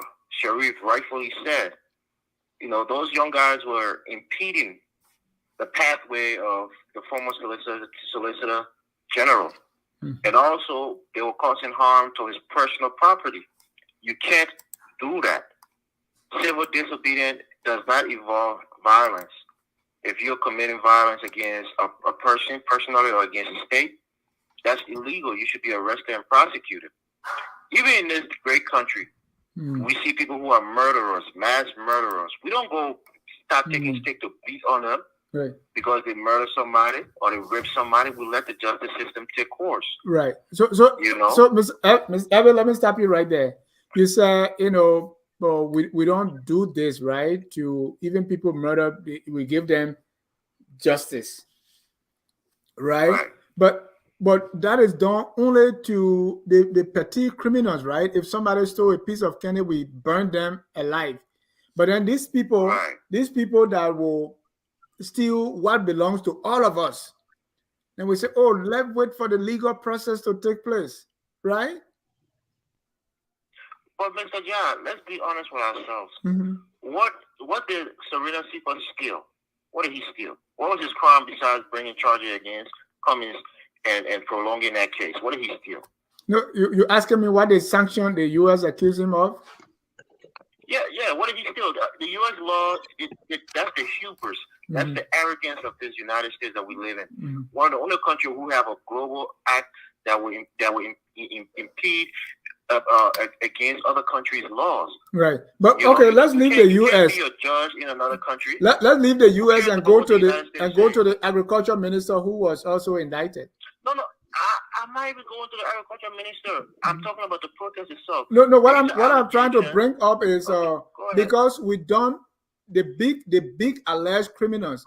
We always plead for them, but then the little guys who are hustling. We heard the story that when Bikers Mafia got to his car, all the 4 tires were taken, and his people wanted to take action. He said, "Leave them. The masses are hungry." We always blame the masses that are hungry, that have lost hope in the system because there's no justice, and so they are now taking laws in their own hands. No, the old adage, sticks will break my bone, but words, will do me no harm. If they're just chanting their slogans and they're taunting him with their words, no problem. That's perfectly legal. But when you start coming in front of somebody's car and blocking their pathway and beating their personal property, that's where I draw the line. That's my point. I'm not saying this guy's innocent, but until he's proven guilty, he's presumed to be so. Right. So when is that going to happen? When is he going to go to court? When is the government going to put him through the legal process? When? Oh, that's an excellent question, Mr. John. When are we going to carry the perpetrator of Harry Greaves' death to jail? When are we going to carry the perpetrator of Allison from the Freeport? This government should do this. When are we going to take Ellen Johnson Sirleaf's son, Charles Sirleaf, to court? This is when are we? So you see why the people are frustrated. So you see why the people are frustrated, right? Are they going to Ellen Johnson Sirleaf's house and burning his house down? No, that's what I mean. Are they impeding his way? He stole money from our government. Are they doing the same thing to? Are the government audited them? Within a few months of coming to power, are they doing the same thing to him? Are the government audited those people? Just go for the gander. They just did that to the vice president on the university campus. Ellen Johnson Sirleaf's son did not go to the university campus. Right now. That's not an issue. The issue is that how the CDC government investigated people that seem to be corrupt. All right, let's give him a chance. Go ahead, Evans. I will leave that first point, and then I want to go to the second point of President Weah and the statement that he made in the church. You know, it's like a man who married his daughter to another, man, and they're living in his house, and that man leaves his daughter, cheats on his daughter, get another girl pregnant, and leaves his daughter. You think I'm going to sit there and let that man stay in my house? We have no more ties. I have no more loyalty to that person. No, Evans, when you come, the country is not. You can't liken the country to President Weah's daughter. You can't equate that to a government. No, but that's a wrong metaphor. No. You cannot equate that to a government. On a wage bill is We're talking about government. It's the president. No, we can't equate that to a government. It's a political marriage. It's a political marriage. What is going on is a political marriage. It can be equated that to is that. wrong. That is wrong. It can be equated to that. That is a marriage. That is a marriage. A collaboration is also a marriage. When people are speaking idiomatically, you need to understand. When I use the 1,000, what he did was wrong. That's a government. We can't go equate. No, I think the caller need to go ahead, Evans. Complete your point. But the country is now Weah's. That's the point I'm making. When you ask what are these people are getting these positions because of the coalition, of course. But it shouldn't be that way, though. We that are not in the coalition, we should work too. But that's what the Treasury Department said that people they pay to play. That's what the people. That's all they do, divide job. That's it. No competence. Thank you, Evans. Let me bring you another caller. All right.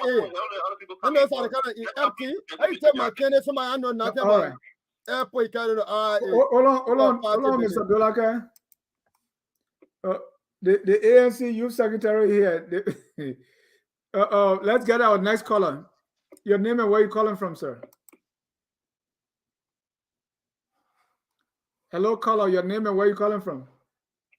Oh, hello. This for me is this is Brother Houston Brooks calling from Honolulu, Hawaii. Go ahead, Mr. Brooks.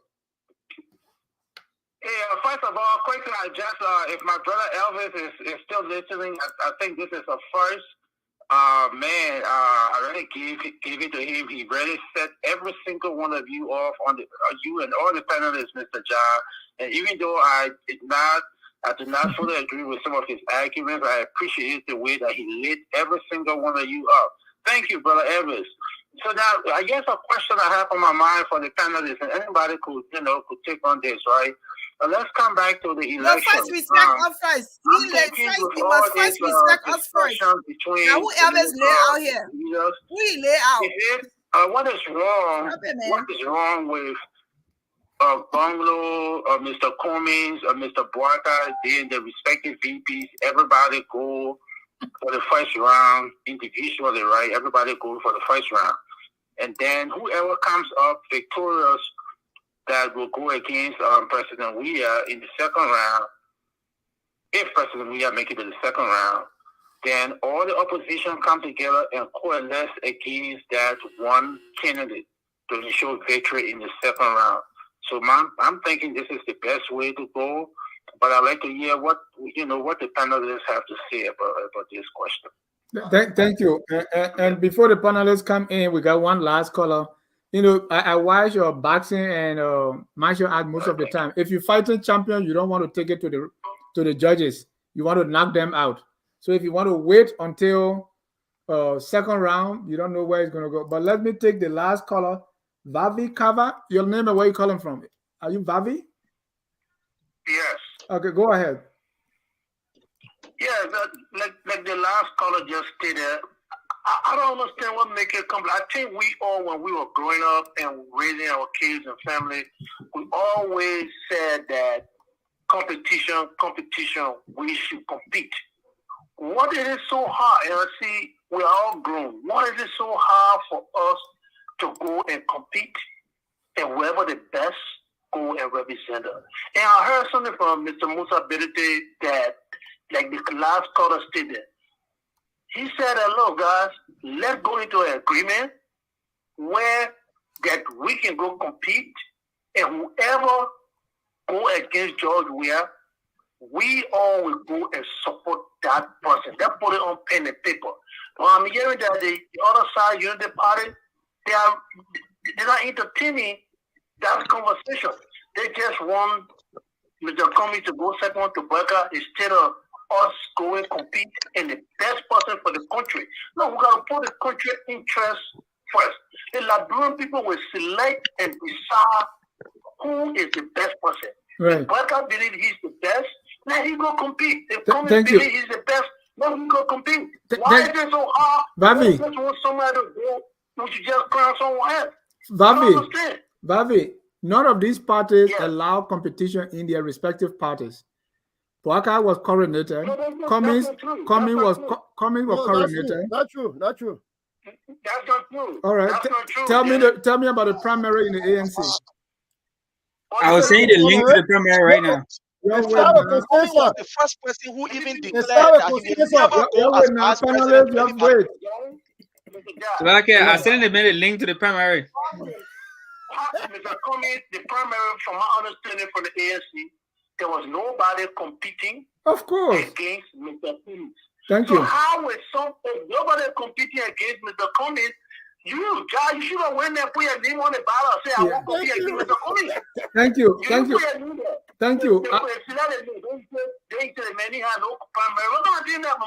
Thank you. I'm old enough to remember that Doe had primary, and I think it was Leroy Francis that went against him. And guess what? He didn't even vote for himself. So I know what primary is in these political parties. But let me go to my panelists. Yeah, so I know their primaries, where you are in the primary and you are not even supposed to vote for yourself. That's kind of primary we have. So the man voter has zero. The point is there was no competition. Nobody put a name that say, of course. But why will you put your name there against Weah, against Cummings, against Boakai? So these political leaders own these parties and nobody competed with them. That's the fact. They sponsor. That's the fun that you were playing there when you said that the fun and nobody compete with them. All right. Thank you. We gotta be real, my brother. Let's do the elementary way, like you were saying. Common sense. Let's use the common sense. I know a little more about the Liberian politics. That's how it has been for a long time now, since post-war. Nobody put a need to compete with Bata or Comey. How will somebody? How you say there was no problem when nobody put a need to compete with the people? All right. How you can say Comey just come in and or Bata just come in and say that's not fair to them, my brother. Thank you. You can't do that. Thank you. On paper, wait, now you made your point. you made your point. Thank you. It's well taken.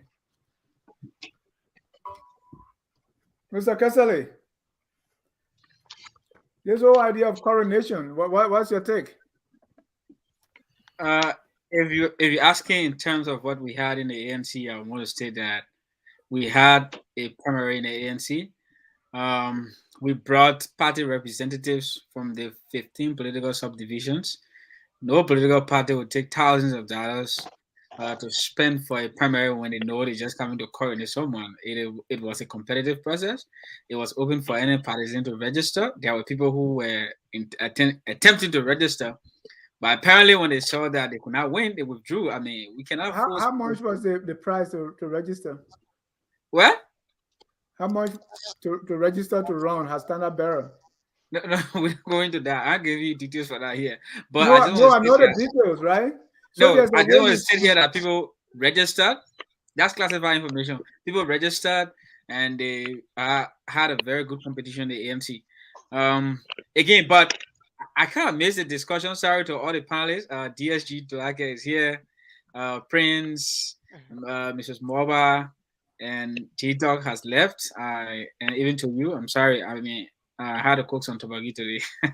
That's how I didn't come. But the honest truth here is that I want to state that if the opposition is determined to go as a unit or as a collaboration, we must encourage competition amongst ourselves.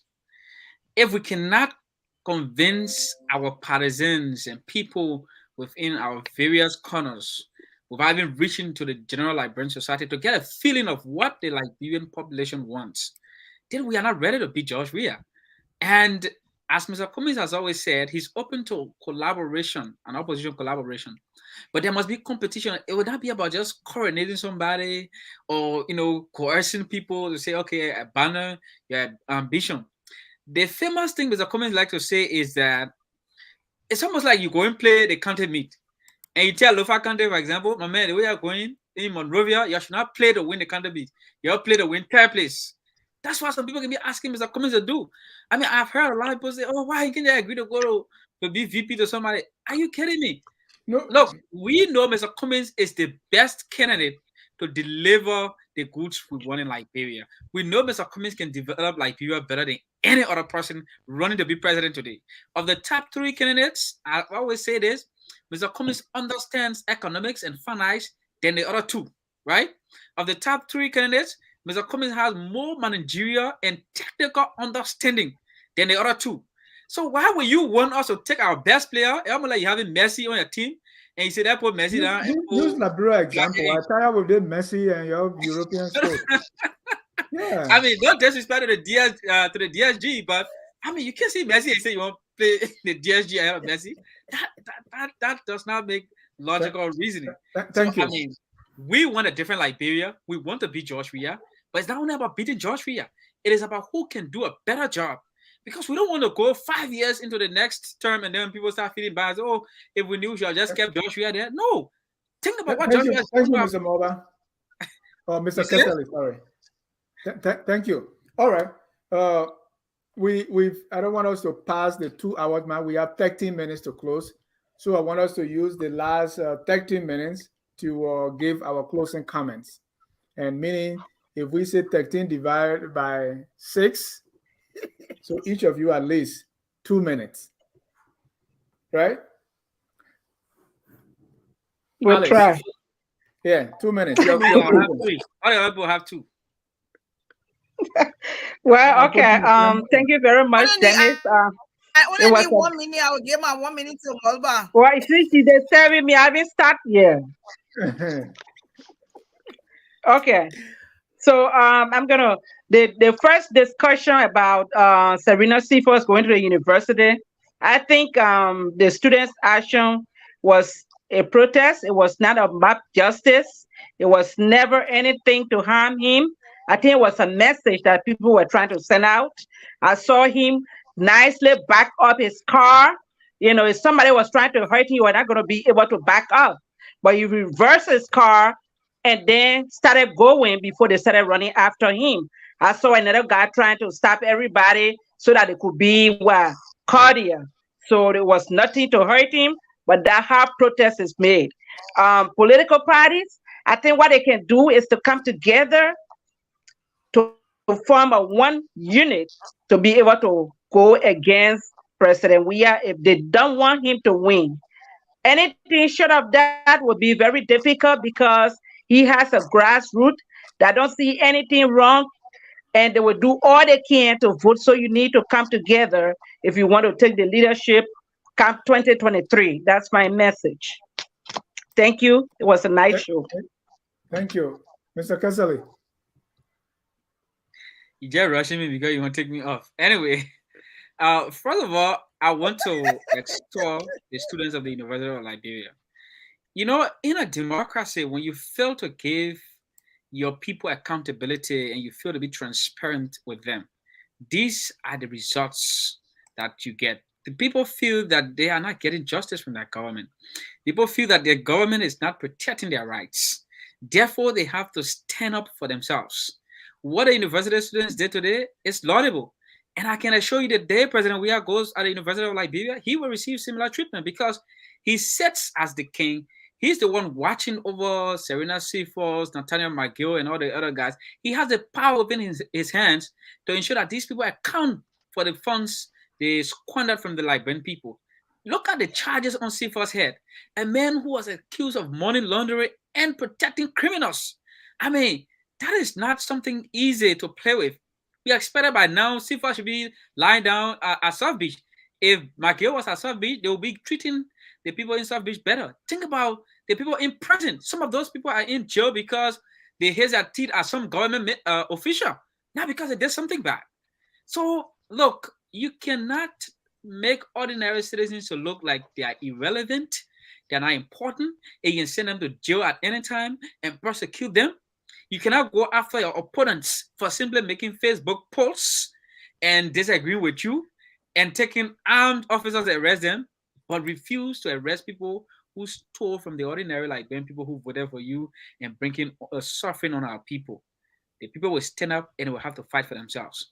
This is the beginning of a massive protest. When we go to the election in 2023, Liberians will be protesting, just as we did in Montserrat County and other parts of Liberia during the 2020 senatorial election.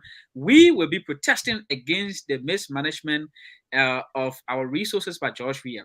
We will be voting against George Weah. We'll be booting George Weah out. And we will now be doing that. We will be replacing George Weah with someone who can do a better job, someone who will respect Liberians, someone who will stand for and by what they say in the public, someone who will be more transparent with governance, someone who will respect the principles of good governance, someone who will make sure the legislature is not corrupt, that the legislature is not bribed to do her job. I mean, of all the people running to be president, Alexander Cummings is that representation. Thank you. Thank you.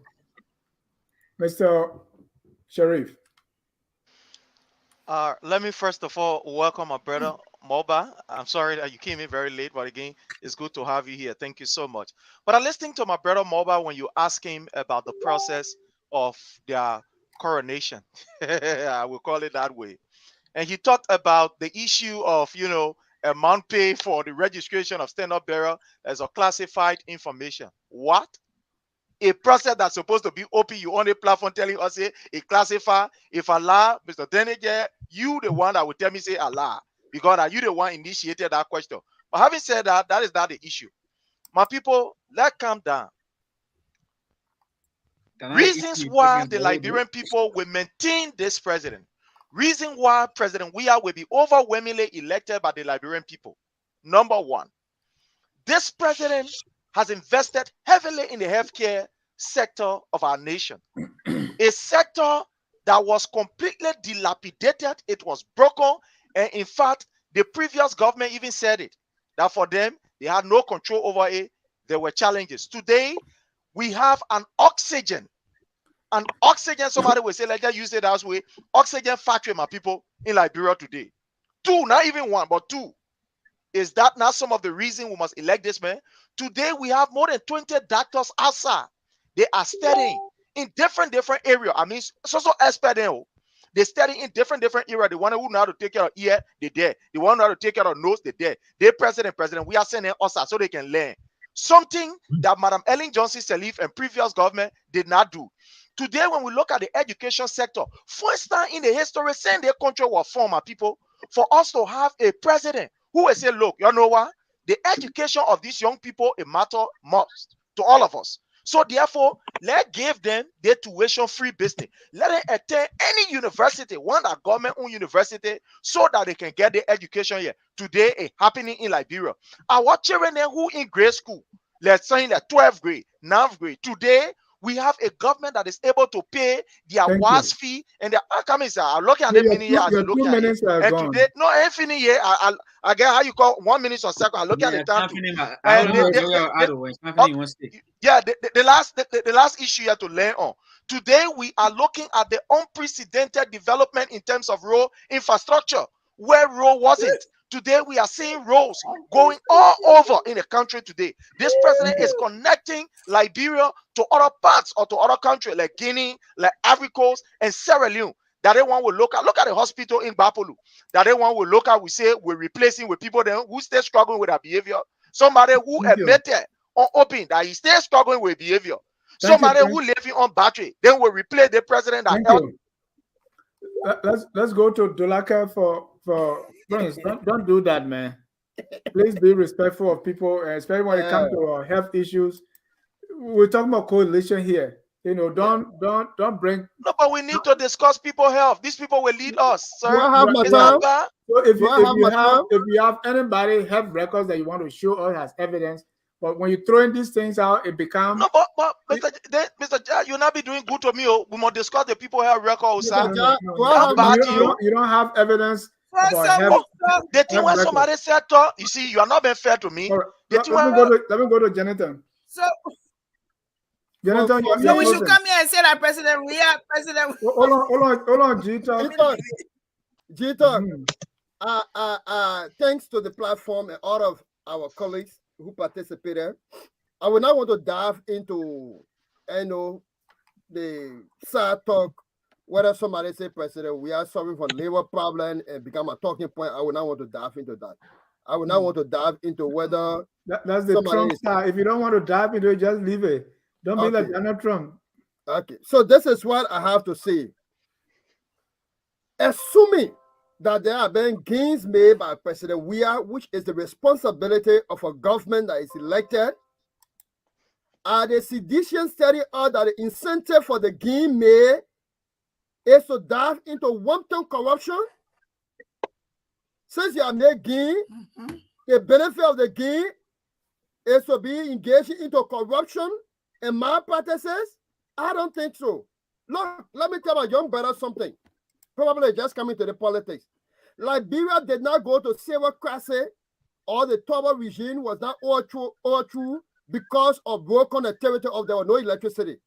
As a matter of fact, the Mesorado River that you see today, flooded with dikes, used to be one of the cleanest rivers. Liberia went to war and civil conflict because of wanton corruption. And it is on the brink of this corruption that has stolen the wealth of our people, that cannot provide medicine in a very hospital that have been built by President Weah and other presidents. That is the reason why Liberians are going, and Student Unification Party members are going after Serena Silva. Because President Weah has branded himself as an accomplice to the crimes committed by these individuals who have been sanctioned by the Treasury Department. And it is for their background that these individuals are experiencing out of frustration. 11 million for rent subsidy. You come into the country as a head of state and say it's a street talk. 2 days after, it leave for $14 and goes to $17.50. Some people buy $20 because you, the president, will have the extra $2, and that the quantum of rest that will be sold during the season that will be much, and you will collect your own money quicker. This is evil. Thank you. That's what we are speaking about. On the basis of the coalition come together on issues. They come together on national concern. And as long as they start building a team, Mr. Comey has said that this is the way to go. And as long as they build a team, they're going to go through a rigorous process that one person will come out of the process. And our doors are open always. Lastly, your time is over. Your time is over. Your time is over. We'll go to Gita, but let's have an announcement here. Tomorrow at 7, we're going to have the History Channel, and we're going to be dealing with or talking about President Arthur Barkley. That's our series, Presidents of Liberia. Presenter Call Family will be here. On Sunday, we on the New Day with Priscilla Inanto. We're going to be discussing conversation on domestic abuse or domestic violence. The guest is Jane Nuohia, and she's the president of Embrace Your Scars. She's going to be here and they talk about conversation on domestic violence. Then on Monday at 5 p.m., the political bulldog, Anthony Sia, will sit with presidential aspirant Dr. Clarence Maniba to talk about his presidential bid. You don't want to miss that. Then at 8 p.m. or 7 p.m., I will be sitting with members or former employees of the National Iron Ore Company, NIOC, which is being preceded by Western Cluster. We're going to talk about that company and what the former employees are demanding or are asking for. They will give us a technical history of Western Cluster and the deals that they have signed. And also they will be appealing to President Weah because they have now gotten their severance pay and they are not happy. They will be here. Keep tuned. G-Talk, let's get your closing comment. Thank you, Dennis. It's always a pleasure to be here. My appeal, I mean, we've already talked about everything else, talking about the LU. I'm not going to go back there. I just want to appeal to the opposition. I think a collaborative effort is going to secure the deal and ensure that we are becomes a one-term president. And so they need to do everything they can to consolidate their efforts to work towards that and ensure that that happens so hope can be restored to the citizens of Liberia, our country. So that is my only plea as we end, is that whatever they're doing, whatever they need to do, they need to consolidate all of the efforts and be collaborative in it and ensure that they work together to be able to come up with a united voice, meaning a united candidacy to be able to fight President Weah and make sure that he becomes a one-term president. Thank you to all of the panelists. Mama, we miss you, but thank you for coming in the end. At least since you came, Prince not talking. Thank you. Every Friday at 6, we have the literary hour. And every Tuesday at 7, we have Abby Tyler's Healthy Living. Yes, that's our health show. You don't want to miss that. Here at Focus on Liberia, we do it all. Educate, elevate, and promote all things Liberia. Tomorrow is Super Bowl, so we'll be canceling our show Hello Pastor at 6. But we'll have Hello Pastor next week at 6 p.m. so that we can witness the Super Bowl. Go Eagles. Yo, Eagles. Yes. You can't be in the East and not for the Eagles. Right. So our Hello Pastor is on Sunday, 6 p.m. and that's the day of the Super Bowl. And so we are canceling. On that note, we close with our song that says, whether you support Mr. Cummings, Mr. Weah, Councillor Gonglo, or Dr. Moniba, or Dennis for the presidency, we are all Liberians. Have a good night. Dr. Moniba. Have a good night and God bless you. We are Liberians. Liberia is our home. Liberian people.